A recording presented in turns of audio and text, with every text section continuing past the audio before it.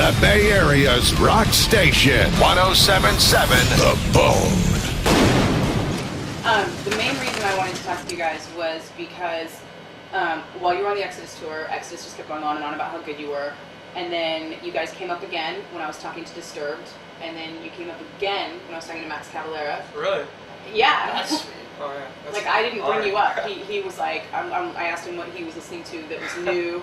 And he was like, Warbringer, I really like them. They're very good. You can see it's on YouTube. I didn't know. That's flattering. So yeah, I want to know how you guys feel about that.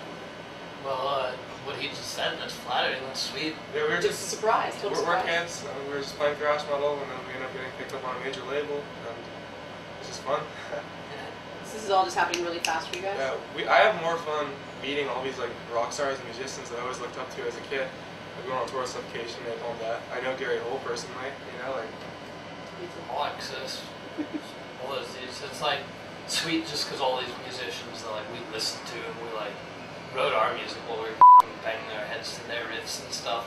Like now these guys are like, oh, we like what you're doing. So, you know, there really can be like no higher praise for us, I guess. So we're really honored. So do you guys even realize that you've pretty much been handed the torch for the new wave of thrash? Like everybody's just going to you as like the first band that they mentioned? I thought that was municipal based, that everyone hands the torch to. Not from everybody I'm talking to. Not in the Bay Area, which is where I think it really counts. We feel like we own thrash. Yeah, we really do.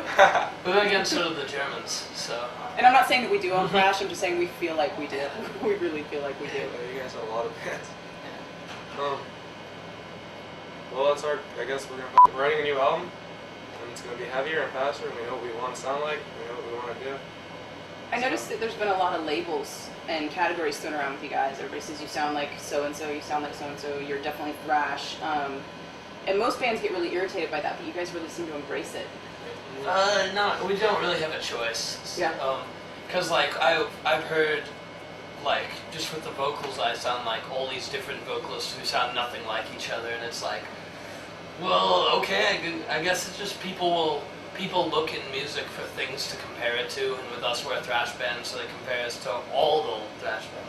Like, I don't think, I think there's, like Slayer, say, is a valid comparison. I'd say, like, we probably don't sound a lot like, say, Testament, but I've heard us compared to both, you know, all sorts of bands, some of which I think, yeah, we do sound kind of like, and some of which I'm like, you know, we really don't sound like that band, you know. If you had to describe it, what would you guys say? It's, we're barking at this tree, like a style kind of like death thrash metal. It's like a hybrid of death metal and thrash metal, and like, we don't like being called like the new wave of thrash just because like the retro thrash tag doesn't really have a good quality to it, and like. Being called retro kind of just means that you're just like doing what's been done. It's kind of fun and fashionable and all of that, and that's not what we're trying to do. We like heavy, fast riffs, so we play them. Yeah, because thrash metal, it was really going somewhere. It was really like taking off, and then like there were all these great bands, and then it almost got like too like like just congested, and then it got really strange, and then people forgot about it, and we just want to like keep pushing it. Do you where remember it was that going. time vividly? No, we don't. But we listen to the records. We read our history books, so to speak. You know. How did you guys study up on thrash? I mean, how did you even fall into it? Internet. And when I met this guy, we were both kind of getting into this music.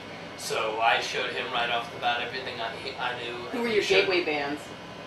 Different for each of us. Megadeth made me pick up the guitar. And for me, gateway bands and the thrash, like the big four kind of went over my head for a while, but I heard like Pleasure to Kill, thought it was a complete like utter mess the first time I heard it. So I had to keep listening to it just because I hadn't heard anything like it.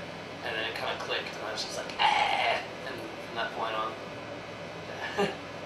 So, you guys have almost constantly been on tour since your album came out, and it's not gonna stop.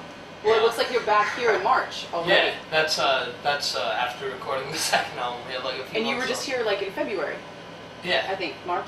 February and January. We were in Europe twice, and then I can already tell you we have 3 tours already planned next year. How are you holding up? Well, yeah, that's Warbringer's doing it. about like that, you know. It's good.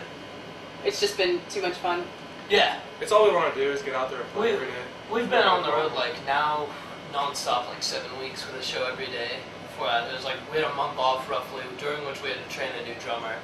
And before that, there was like 6 months of solid touring. We're gonna keep this up probably through the whole like second album cycle, just because we're a new band and it's our job to, band plays live. That's what we're supposed to do. To make people kill each other. And you're young and you're not worried about the burnout or No, wanting to we're young. kill each other. It's a good age. Our decree pretty much is like no bitching allowed. We just tour our asses off, and nobody is allowed to be a bitch about it.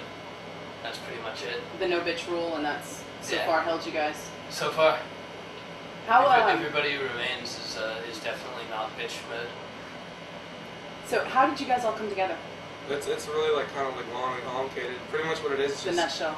kids in high school, young kids that want to play music, and then you start a band, and then you actually like get interested in it. And I loved writing music. It was really like a challenge, and then we had to kick out like guitar players and get new members, and we had to find people that were dedicated. But then eventually we found a really dedicated team. Like we found these 2 kids from Ventura that we met playing local shows. Like, hey, you're playing thrash metal too, and eventually we just like converged bands, And How did you find Thrash in Ventura? I thought it was all hardcore out there.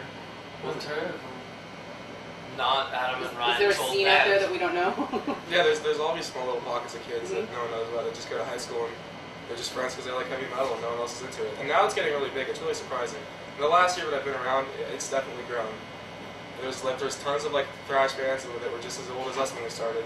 That was only like 2 years ago.